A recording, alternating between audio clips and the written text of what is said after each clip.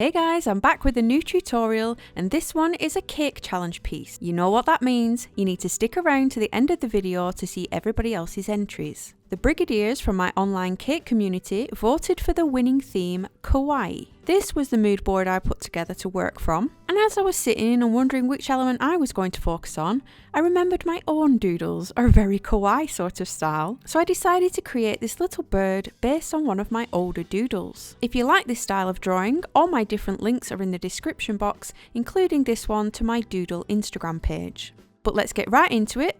I'm only making a tiny cake as this is just for the challenge, and it's a 5-inch round and I'm filling it with coffee flavoured buttercream.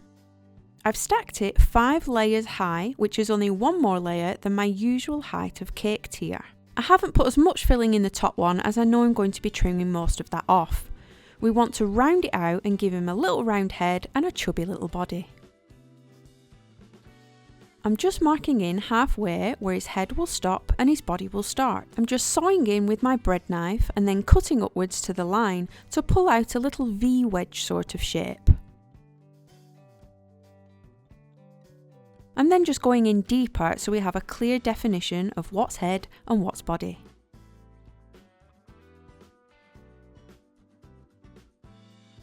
And then removing any excess buttercream that's bulging out before giving it a first coat of ganache to seal the cake in and also give it some stability.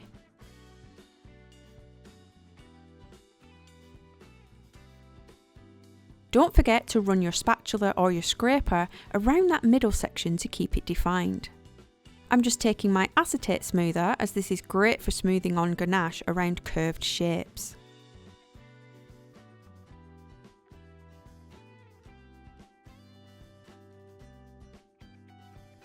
Once it's all covered and set, I'm then just plumping out his little birdie cheeks with sugar paste, trying to smooth the paste right into the ganache as much as you can.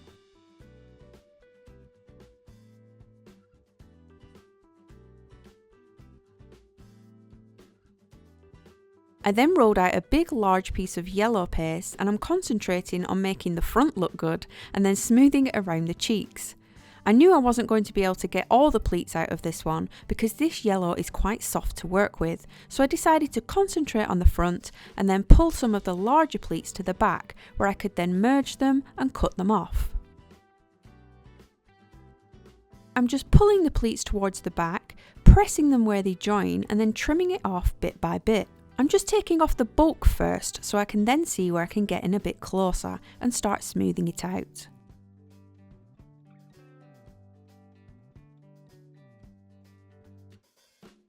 Some shapes you can just easily cover in one, and others just depend on the type of paste you're using. Had this been white, I might have been able to cover it, but this yellow is super soft to work with.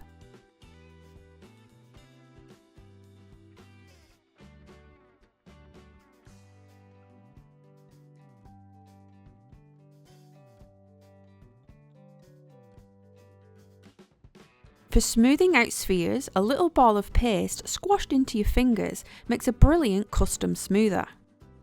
If you get any air bubbles, I always use a little acupuncture needle to push the air out as it makes the hole a lot smaller to get rid of.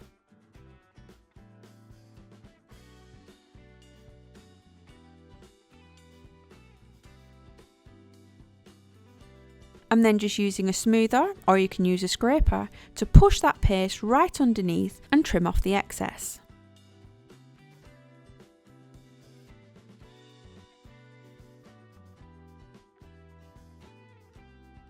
We're now going to work on the little lollipop. I've just made some pink by mixing red with white sugar paste, and it's usually how I colour all of my paste. And I'm rolling 2 sausages in pink and white and then rolling them around together to create the head of the lollipop. Once it's big enough, just chop the remainder off and choose whether you want to use the front or the back.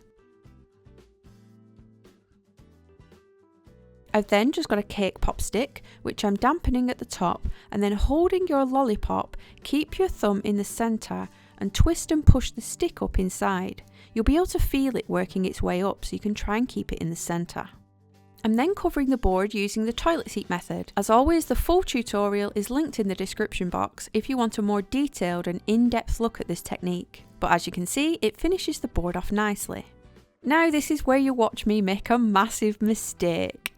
I thought the red cheeks would look great in airbrush, which they did initially, but you were inevitably going to get a little bit of overspray, and that overspray highlighted the imperfections where the cheeks underneath met the cake, and it wasn't quite a smooth transition.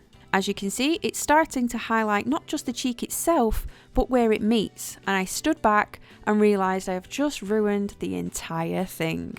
It looks dodgy as heck and like a big gruesome boil on the bird's face. But fear not, we're going to fix it, and I'm taking a wet, fluffy paintbrush and dampening all that overspray, and then taking a piece of kitchen towel and wiping it off. You want a fresh piece of kitchen towel every time you wipe to make sure you're not putting colour back on. If any part is difficult to budge, just wet it again. It does look like you're going to make it worse, but you're just diluting the colour down in order to then wipe it off. Just keep going with a clean wet paintbrush and gently wiping it away, and you can see the overspray is now coming off. Don't worry if you make a mistake. I initially totally regretted my airbrush decision, but as you can see, we've cleaned him up, and then I'm deciding to put red circles of paste to cover those cheeks instead. At this point, he pretty much looked a bit like Pikachu. The eyes are just flattened ovals in which I stuck partially on the cheeks to give him a cute look, and then added the white balls in the top right for catch lights. His beak was a little orange triangle squashed in my palm and added to the centre of his face with water. His feet are the same colour and start as a little carrot shape. You then want to run your finger across that larger end to pull it into two longer pieces, so it looks a bit like the letter Y. I just curled the little claws into a relaxed position and placed them on the front at the base.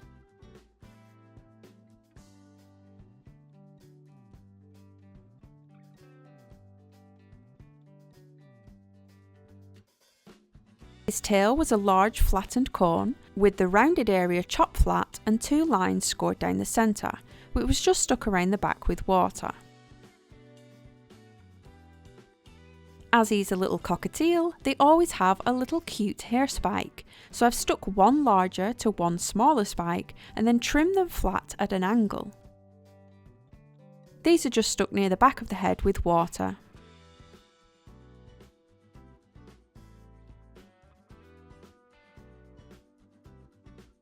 And then add little eyebrows in small pieces of black. The great thing about the Kawaii style is that everything is very simple in design. The wing is a very large, flat and soft triangle. I just softened it by running my palm across the edges, and I'm attaching it to his side with water and marking in some little curves for feathers.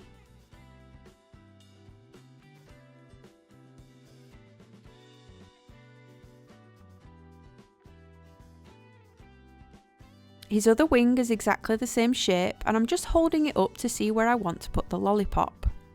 I've pushed the lollipop into the board, and I'm also pushing it against his head to secure it. I've also added a little yellow blob behind it to hold it in position, as everything I had made was still a bit new and soft. I am always in a rush. And then just sticking that wing on with water and wrapping it around the stick.